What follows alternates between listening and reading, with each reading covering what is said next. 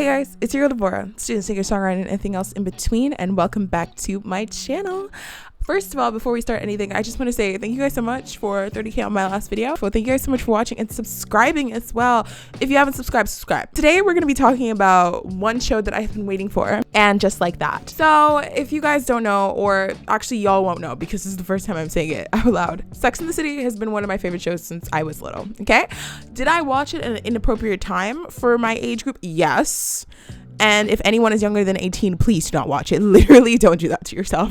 You will not understand what's going on. You can imagine my excitement when I saw that they were going to have a spinoff called And Just Like That, because I'd already seen the show and the two movies. But watching the whole show in its entirety, it wasn't bad. It just wasn't what we expected. And a lot of the parts, it just didn't really feel like we were watching a spinoff of Sex and the City. It just felt like we had the main characters of Sex and the City put in another universe. It didn't feel like that nostalgic, glamorous escapism that we watched Sex and the City for. It just felt like four women who were characters in Sex and the City being put in a completely different situation and a completely different universe, and who just kind of forgot who they were. And also, there was no Samantha. You can imagine my surprise again when I find out that a season 2 of And Just Like That is going to be released, and that it was going to include Samantha and Aiden. Okay. Now, recently, they just released the 2 episodes, so this will just be a breakdown of episode 1 and 2. And I'm just excited to share my thoughts with you guys. Period. Anyway, let's get into it. So the opening starts off strong with the different characters having the little montage moment, meeting their different partners and kind of leaving off where everyone left off from the last season. And I actually really liked the opening more than I liked the opening for season 1.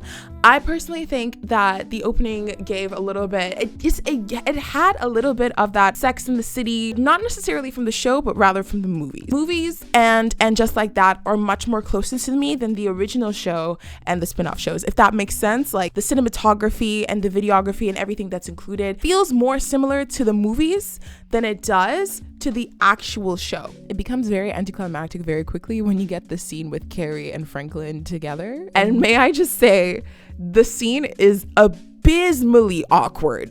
Like, I don't even know if abysmally is a word. You cook? I always think I'm going to, but I never really do.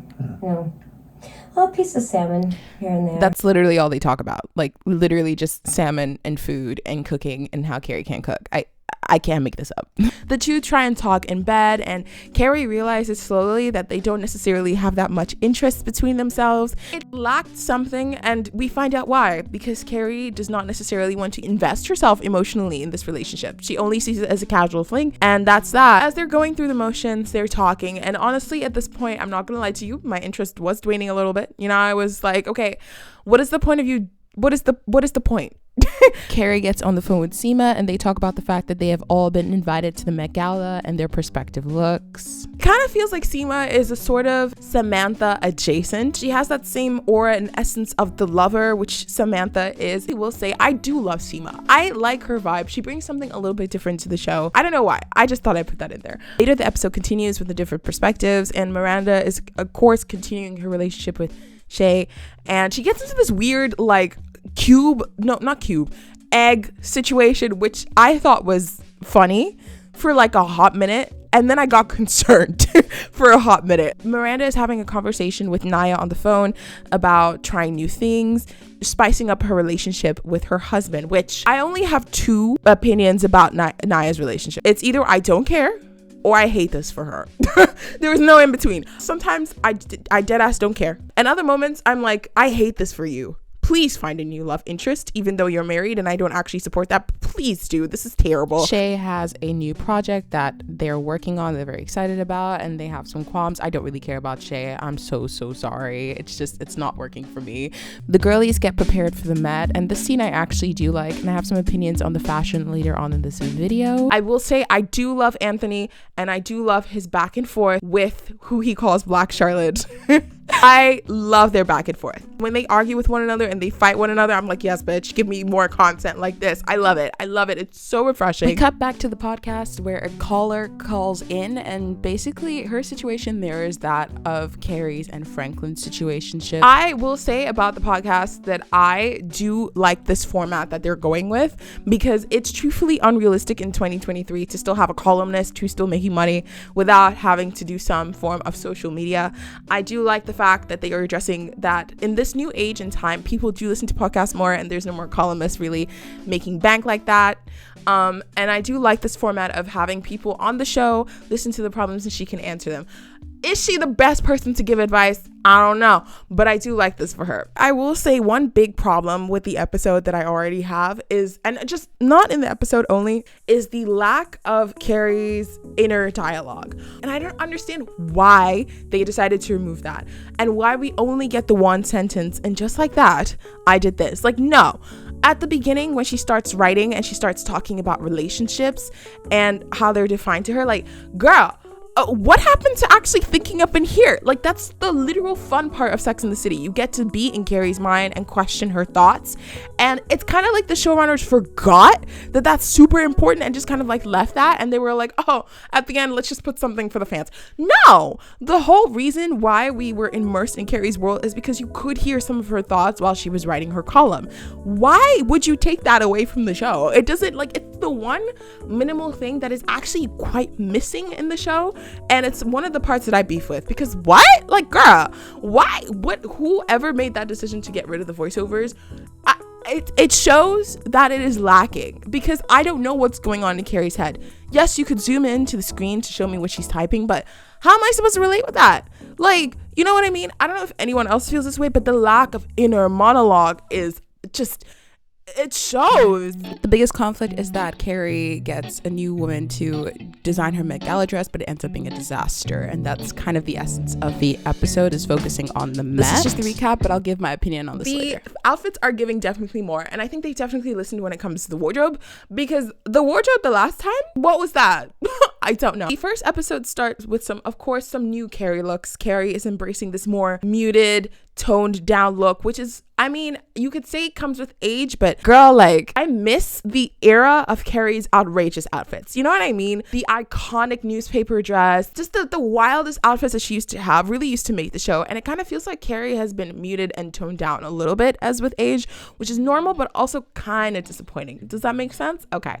I will say I love some key fashion moments, and these are the key fashion moments I noticed. For the Met Gala, the outfits were giving what they were supposed to give, okay? The Valentina moment was giving. It was giving what it's supposed to give. It was new, it was fresh. I liked it. I like that little detail. It's a little bit weird, yes, but it's Valentina. I can excuse it. I think it's one of the good fashion moments that we've seen in the season so far. I also love Seema's golden dress detail with the little glasses moment. Come on, girl, it gave. At first I wasn't gonna like the outfit, but when she added that little detail, I said, yes, Periana, this is what we need. We need more fashionable moments. Charlotte's outfit was kind of confusing to me. It actually reminded me of in Sex and the City when Charlotte was married to Trey and they were all wearing plaid.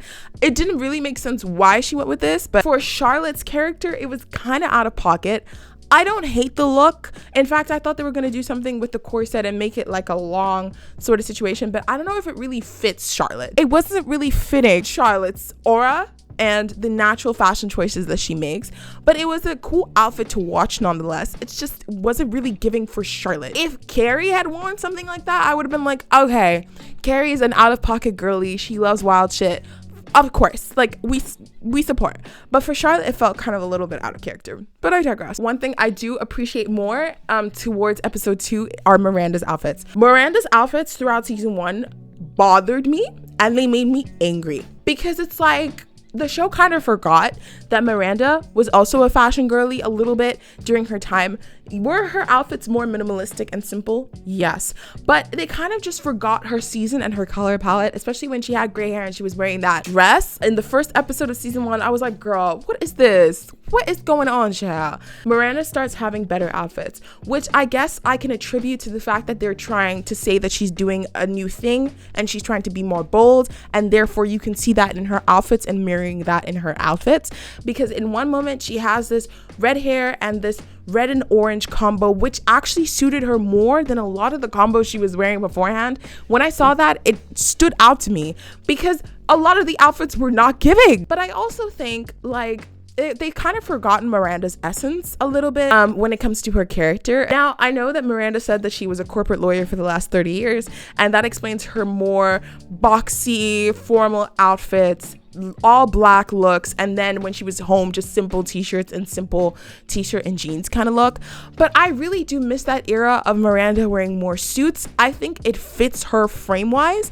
Case in point, the funeral scene and Just Like That season 1. When Big died, Miranda wore a blazer and bralette combo with some pants, and I actually really like that. Miranda's body type and also shape and also features really do fit more boxy power outfits. I'm glad that we can have some variety with that, but it doesn't really feel like Miranda's essence. I don't know, that's personally for me, but it's not really giving the Miranda that I know, and it's kind of disappointing, you know?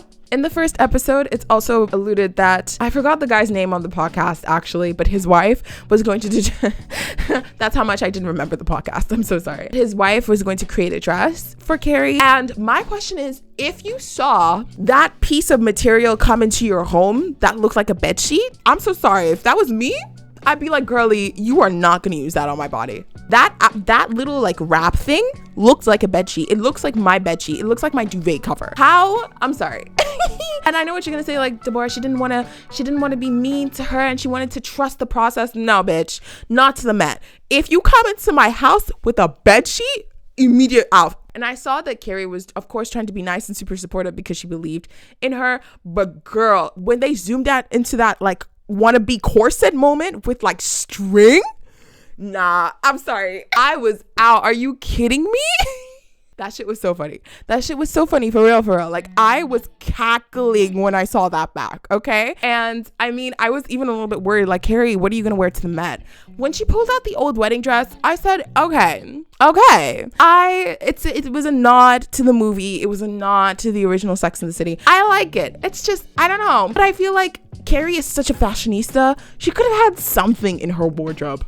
You know what I mean? Like, she's had some crazy dress moments that we've seen her over time. And I felt like the wedding dress, like, is a little weird. Like, I don't know, to the Met. But then again, the Met, you know, personally for me, that wouldn't have been my perfect choice.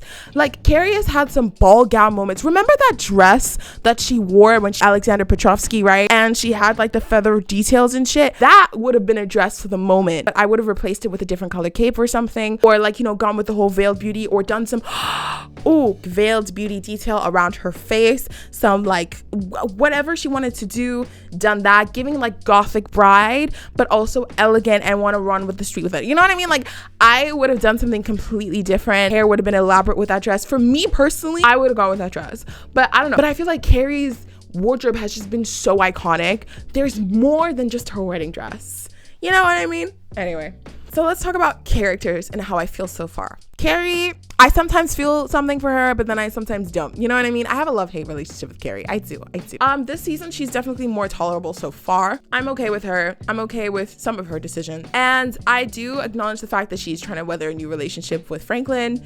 And like, I don't know, like, I just kind of feel passive towards her. It's kind of like, okay, girl, continue what you're doing. I have no special opinions. I do think that it's a new avenue that she's just trying not to have a serious relationship, and that's completely understandable if she's grieving. I will also say that I love that she can be friends with other people, which also is something I really like about Charlotte, but we'll get to Charlotte later. I really like the fact that she's expanding her friend group, because Carrie in Sex and the City also had other friends besides the 4 girlies.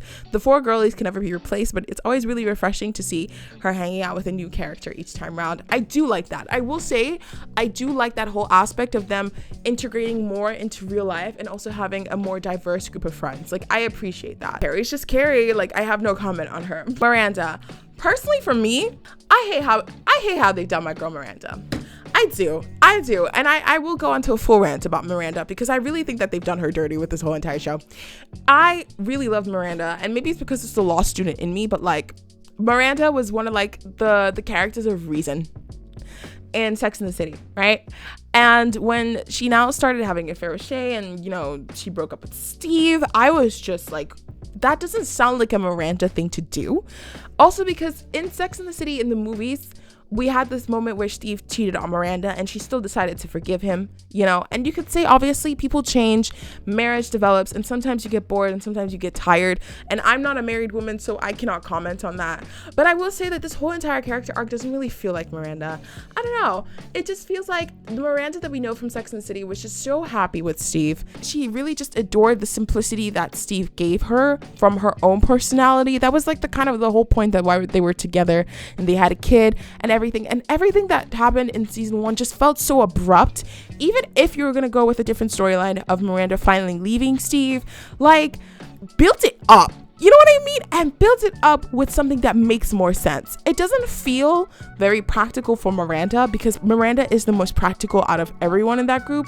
It doesn't feel very practical for Miranda to break off a long-term relationship with Steve for someone like Shay. As somebody who adored Miranda and her practicality, it just feels very wishy-washy, and I sometimes feel like low-key my girl be getting disrespected like that, like, you know what I mean, like sometimes I'm like, girl, they're doing you dirty for real. It's like Miranda's the experimental one, where Samantha was supposed to be the experimental one, and the fact that Samantha is missing from the show really shows. Yeah, okay, I don't know, I don't like Miranda's character arc right now. And I think like a lot of people do agree. I just don't think it's really her. If Samantha was in this show, I know for a fact that when Miranda really decided to step on her marriage, she would have had a conversation with Samantha about this, and Samantha would have given her 2 cents about this. Like, the fact that Samantha, as that sexually explorative friend, is not there is really showing in a lot of the characters' decisions, because I know for a fact if Samantha was there, a lot of shit that was happening, that's been happening right now, would not be happening. That lack of Samantha not being there does kind of show in the friendship dynamics, because everyone's making decisions that isn't really them. But I digress. Anyway, guys, those are my opinions on the first episode so far. Let me know if you guys agree in the comments below, how you guys are handling it, if you're watching the show, if you're not watching the show. And I will see you guys in the next one. Okay, bye.